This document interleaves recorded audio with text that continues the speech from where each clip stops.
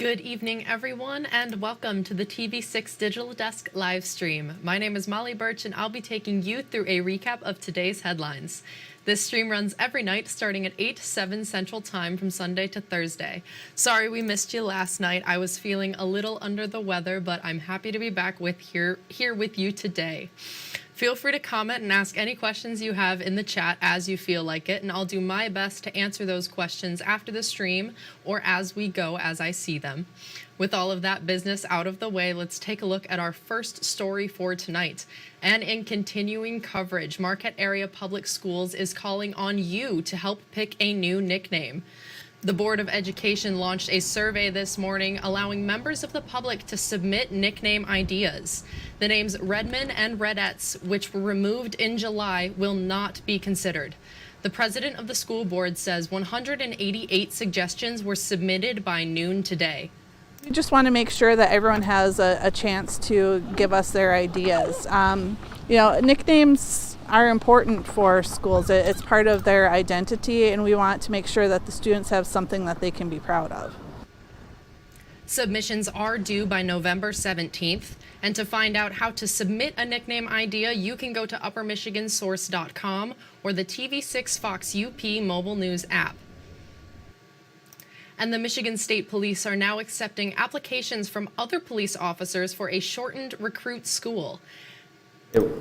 They call it lateral entry, and it's for officers in good standing with 2 or more years of full-time experience as licensed officers. This May, those who qualify will head down to Lansing for a 12-week recruit school. One trooper who has been through the lateral entry academy says it's very rewarding. It was a great experience. It was very challenging. It required a lot of sacrifice and dedication, but the end goal was well worth it. Griffin says the first step to signing up for the Lateral Entry Recruit Academy is to reach out to a Michigan State Police trooper or recruiter. And Northern Michigan University wants to see its students consider a future in the Upper Peninsula. The university partnered with Invest UP and the Michigan Economic Development Corporation to launch its new Rural Leadership Fellowship program. Selected student fellows will be awarded a 100% tuition and fee scholarship, which includes the winter, summer, and fall 2024 semesters. The program will allow students to learn while getting professional experience working alongside UP communities on economic development projects. What it's designed to do is to give students over the course of a year the opportunity to build their skills in an applied learning environment while also obtaining their degree, and also give the community an opportunity to work with NMU and a broad mentor network to help them advance this project. Applications for this program will close on November 30th. And a Marquette library is forgiving fines for charity. The Peter White Public Library is teaming up with the TV6 Canathon for the Food for Fines program. The library will forgive $1 of overdue fees for every non-perishable food item you donate to the Canathon. The items will then be donated to feed a hungry neighbor here in the UP. The library says the program is beneficial for everyone involved. It's kind of a win-win-win. The library gets to facilitate a great program, the community gets to feel good about giving back, and also taking care of some of their library fines at the same time. The Food for Fines program only applies to overdue fees, not fees for lost or damaged books. And Lieutenant Governor Garland Gilchrist completed his 3-day tour across Upper Michigan in Negaunee today. TV6's Clint McLeod speaks with Gilchrist about what he hopes to accomplish. Lieutenant Governor Garland Gilchrist handed out lunch to students at Lakeview Elementary School. Gilchrist says the state's new lunch program tackles food insecurity in children. A kid that's hungry is a kid who can't be happy. A kid who's hungry is a kid who can't learn to their fullest potential. By providing free breakfast and free lunch to every kid. There are 1.4 million school children in Michigan, and now all of them will be able to eat 2 meals at school. Negaunee Public Schools says they have seen an increase of more than 200 students that are served breakfast and lunch by the district since COVID. Lakeview Elementary School Principal Heather Holman says the program has made a difference in the students' learning. Children need to not be worried about food to be able to be their best to learn. So having the opportunity to have a breakfast program and a lunch program for each and every student when they come here, that's just one thing to take off their plates to be worried about, and we're really happy to be able to do that for them. Gilchrist also visited the brand new Negaunee Regional Communication Center. He spoke with Michigan State Police dispatchers about the $4 million investment. Everyone needs to have the peace of mind to know they're going to be safe in their communities and safe in their home, because once you have that peace of mind, you can focus on your dreams and ambitions. You can focus on doing the things that you want to do. You can focus on having fun. And so this helps lay a foundation for that. Gilchrist says since taking office with Governor Whitmer 5 years ago, their administration has invested more than $1.5 billion to strengthen public safety infrastructure.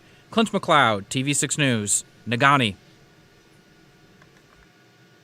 Thank you, Clint. And for our next story, registration is open for Queen City Running Company's 8th annual Trick or Trot race. The race is next Saturday, October 28th, starting at Queen City Running Company. Runners can sign up for the kids' 1-mile trot, the 5K, or the new 10K. The 10K will also serve as the 10K championship for the Run the UP Challenge 2023 race series. Organizers say costumes are encouraged.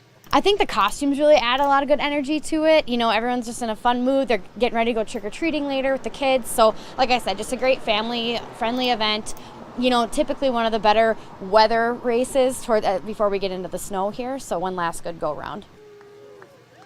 After the race, there will be an after party at the Ore Dock Brewing Company. You can sign up for the race at Queen City Running Company or at uppermichigansource.com or the TV6 and Fox UP mobile news app. And for our final story this evening, things will be getting a little spooky in downtown Marquette this weekend. Hosted by the Marquette Downtown Development Authority, a trick or treat will be available to families at downtown businesses on Saturday. The event goes from 4 in the afternoon to 7 in the evening. Washington Street will be closed between 4th and Front Streets to ensure everyone is safe, and the social district will also be on hold. The DDA says its events typically support downtown businesses, but this one is geared towards families. This is more about the social fabric of this community, bringing everybody downtown. There's no cost of entry. It's just bringing the families with their kids in costume, engaging with the businesses, getting some candy out of it. Residential trick-or-treating will be on Halloween from 4 in the afternoon until 7 in the evening. And that's all the stories we have for you tonight. Be sure to tune in tomorrow night, or I'll be here in the same place at the same time. That's 8/7 Central Time with a recap of tomorrow's headlines. If you have a story idea you think we should report on, feel free to contact us at any time. These are a few easy ways to get a hold of both myself and others in the newsroom. And again, you can contact us at any time. We would love to hear from you with your story ideas. Thank you again for joining me live at the TV6 Digital Desk. Have a good rest of your night.